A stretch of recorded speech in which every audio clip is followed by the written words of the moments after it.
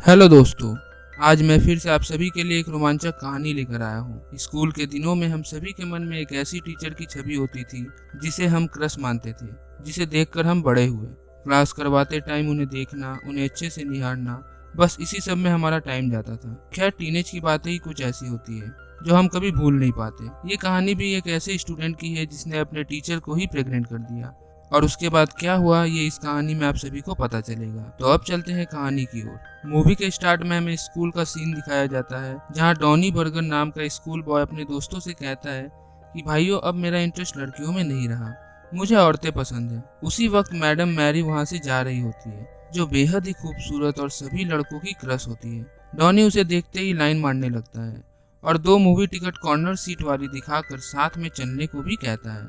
इन्हीं हरकतों से पता चलता है कि डॉनी कितना बड़ा ठरकी है। खैर, अब बात करते हैं मैडम मैरी की। वो डॉनी बर्गर को डांटते हुए कहती है कि टीचर की रिस्पेक्ट करना सीखो, मैं तुम्हारी टीचर हूँ, ना कि गर्लफ्रेंड। इसके बाद भी डॉनी उससे फ्लर्ट करता है। इस कारण मैडम मैरी डॉनी को डिटेंशन रूम में बंद कर देती है। अब आप सभी सोच रहे होंगे कि मैडम मैरी कितनी अच्छी है, जो डॉनी की बातों में नहीं आई और उसे पनिशमेंट दी, पर ऐसा नहीं है। आग दोनों की तरफ लगी हुई थी। डिटेंशन रूम में जाकर मैडम मैरी डॉनी को सिड्यूस करती है और एक कमरे में ले जाकर डॉनी के साथ इंटीमेट होती है। अब ये दोनों स्कूल के अलावा बाहर भी मिलने लगते हैं और लगातार एंजॉय करते हैं।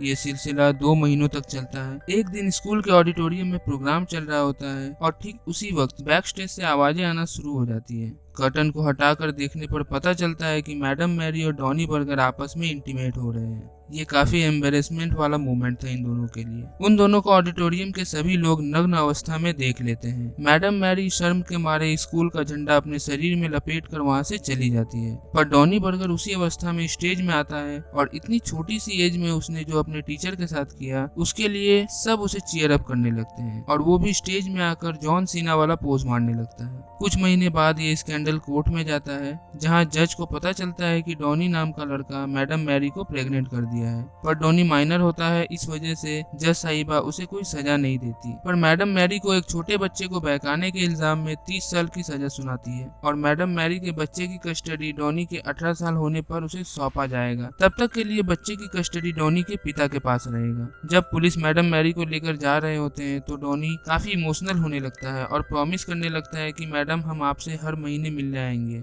हमारे बीच जो भी हुआ वो आगे भी चलता रहेगा। देख रहे हो गाइस, मैडम को प्रेग्नेंट करने के बाद भी इस लड़के का ठड़कपन अभी भी खत्म नहीं हो रहा। एक तरफ टीचर को जेल में बंद कर दिया जाता है तो दूसरी तरफ डॉनी इस स्कैंडल के लिए बहुत फेमस हो जाता है। कई सारे न्यूज चैनल उसका इंटरव्यू लेते हैं, बहुत सारे टीवी शोज में भी वो काम करता है, जिससे वो काफी सारे पैसे भी कमा लेता है। उसके इस कांड पे एक शो भी बन चुका था। अब वो लोगों के लिए इंस्पिरेशन बन चुका था, क्योंकि उसने छोटे से उम्र में टीचर को प्रेग्नेंट कर दिया था। ये बात आप सब भी जानते हैं कि पैसा और शोहरत जितनी तेजी से आती है, अगर उसको संभाला ना जाए तो वो उतनी ही तेजी से चली भी जाती है, और डॉनी के साथ भी ऐसा ही हुआ। देखते ही देखते 28 साल बीत जाता है। डॉनी अब एक शराबी बन चुका है। जो पैसे उसने कमाए थे सारे उसने जुए और शराब में खत्म कर दिए थे, और सालों से उसने टैक्स भी पे नहीं किया था। अब उसे टोटल $43,000 का टैक्स नेक्स्ट वीक तक पे करना होगा, नहीं तो उसे जेल हो जाएगी। तब उसका लॉयर पूछता है कि तुम्हारा बेटा अब कहाँ है, शायद वो तुम्हारी कुछ मदद कर सके। डॉनी कहता है कि मेरा बेटा अब मुझसे बात नहीं करता, वो सोसाइटी को बताना नहीं चाहता कि वो टीचर और स्टूडेंट का बेटा है। वो एम्बेरस फील करता है,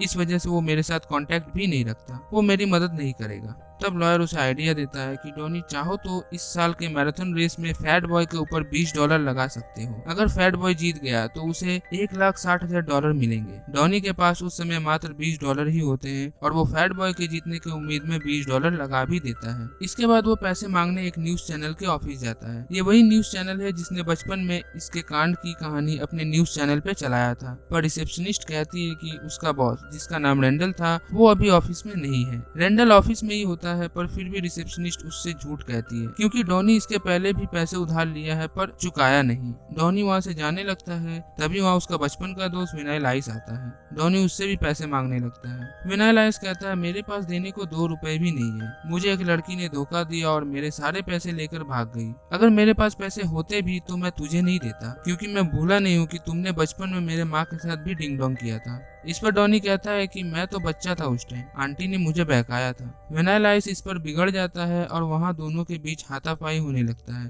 तभी वहाँ रेंडल आ जाता है, जो अंदर ही छुप कर बैठा था। डॉनी उससे पैसे मांगने लगता है। इस पर रेंडल कहता है कि तुम अब पहले जैसे फेमस नहीं रहे और मैं तुम्हें पैसे नहीं दे सकता। पर डॉनी के बहुत रिक्वेस्ट करने के बाद वो डॉनी से कहता है कि तुम्हें अपने बेटे को उसकी माँ से जेल में मिलवाना होगा और ये सीन मैं कैमरे पे रिकॉर्ड करूंगा और इसके मैं तुम्हें $50,000 भी दूंगा। अब डॉनी अपने बेटे को ढूंढने निकल जाता है। एक दिन वो क्लब में बैठा होता है और उसे एक मैगजीन में अपने बेटे का तस्वीर दिखता है। उसका बेटा अब मिलियनियर बन चुका है और वो अब अपना नाम बदलकर टॉड रख लिया है। एक वीक के अंदर उसकी शादी जेमी नाम की लड़की से होने वाली है और अगले दिन वो अपने बॉस के घर पार्टी भी रखा है। ये जानने के बाद वो नेक्स्ट डे टॉड के बॉस के घर पहुंच जाता है। टॉड उसे देखकर शॉक्ड हो जाता है। वो सभी को बताता है कि डॉनी मेरा फ्रेंड है। डॉनी के आने पे वो काफी गुस्सा होता है और उसे यहाँ से जाने को कहता है। डॉनी टॉड से कहता है कि तुम्हें अपनी माँ से जेल में जाकर मिलना चाहिए जो अभी बीमार है, पर टॉड साफ मना कर देता है। डॉनी वहाँ से नहीं जाता और सबके साथ मस्ती करने लगता है। शुरू में सबको डॉनी बहुत अजीब लगता है पर धीरे धीरे उसे सब पसंद करने लगते हैं। एक दिन टॉड सभी को लेकर एक बैचलर पार्टी में जाता है पर डॉनी को वो पार्टी जरा भी पसंद नहीं आती और वो सभी को अपने पसंदीदा क्लब लेकर जाता है जहाँ सभी बहुत इंजॉय करते हैं। इन दिनों डॉनी और टॉड के बीच नजदीकियां भी बढ़ने लगी थी।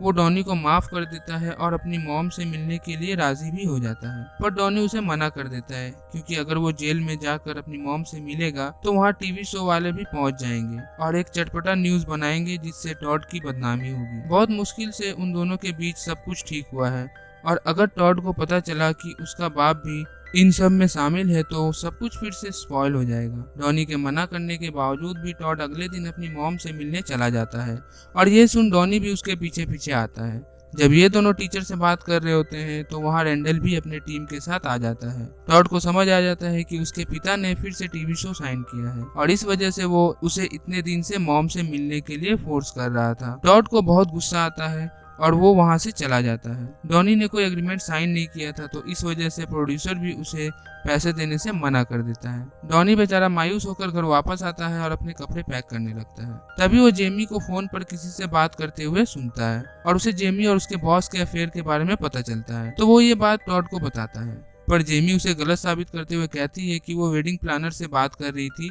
और वो टॉड को सरप्राइज देना चाहती थी। टॉड को जेमी की बातों पर यकीन आ जाता है और वो डॉनी को यहाँ से जाने के लिए कहता है। डॉनी वहाँ से चला जाता है और जेमी पर नजर रखता है। पार्टी के बाद वो जेमी का पीछा करते हुए उसके होटल रूम में पहुंचता है जहां वो देखता है कि जेमी अपने भाई के साथ इंटीमेट हो रही है। जेमी कहती है कि हम दोनों कभी कभार आपस में इंटीमेट होते हैं और ये बात हमारे पेरेंट्स को भी नहीं पता। मैंने टॉड को प्रमोशन दिलाने के लिए भी बॉस के साथ अफेयर रखी थी। डॉनी कहता है कि मैं सारा बात टॉड को बता दूंगा। तब जेमी उसे मुंह बंद रखने के लिए $50,000 ऑफर करती है। डॉनी पैसे लेकर चुप हो जाता है और अपने घर चला जाता है, पर फिर उसे एहसास होता है कि वो अपने बेटे के साथ धोखा नहीं कर सकता। इसके बाद वो तुरंत अपने दोस्त के साथ टॉड के वेडिंग पर पहुंचता है और सबके सामने जेमी और उसके भाई के बारे में बताता है। जेमी भी ये कबूल कर लेती है कि उसके भाई के साथ उसका अफेयर है। टॉड वहीं के वहीं उससे शादी तोड़ देता है और डॉनी को डैड कहकर बुलाता है। इससे डॉनी बहुत खुश होता है क्योंकि उसे उसका बेटा मिल गया था। इसके बाद डॉनी और टॉड एक क्लब में जाते हैं जहाँ टॉड डॉनी के सारे टैक्स भरने की बात कहता है, पर डॉनी उसे ये करने से मना करता है। तभी वहाँ लॉयर आकर बताता है कि मैराथन रेस चालू होने वाली है और टीवी ऑन कर देता है। सभी मिलकर फैट बॉय को चीयर अप करने लगते हैं और एंड में वो जीत भी जाता है और इस वजह से डॉनी को $1,60,000 मिलते हैं। इससे वो अपना टैक्स भी पे कर देता है और अपने बेटे के साथ खुशी खुशी रहने भी लगता है। मूवी यहीं पर समाप्त हो जाती है। इस कहानी से हमें ये सीख मिलती है कि अगर हम बचपन में कोई गलती करते हैं तो उसका एहसास हमें बड़े होने पे होता है और एंड में सब ठीक हो जाता है, क्योंकि अपने तो अपने पास ही आते हैं, चाहे वो हमसे कितना भी नाराज हो। जैसा कि हमने डॉनी और टॉड के केस में देखा, यहाँ टॉड भी अपने पिता के द्वारा बचपन में की गई गलती को बाद में माफ कर देता है और उसे फादर के रूप में एक्सेप्ट भी कर लेता है। ये मूवी रिलीज हुई थी सन 2012 में और इस मूवी को डायरेक्ट किया सीन एंड्रेस ने। इस मूवी को IMDb पर 5.5 की रेटिंग भी मिली है। आपको कहानी की एक्सप्लेनेशन कैसी लगी कमेंट करना ना भूले और अगर आप हमारे चैनल में नए हैं तो चैनल को लाइक, शेयर और सब्सक्राइब करें। अब हम आपसे मिलते हैं अगली वीडियो में, तब तक के लिए bye bye and take care.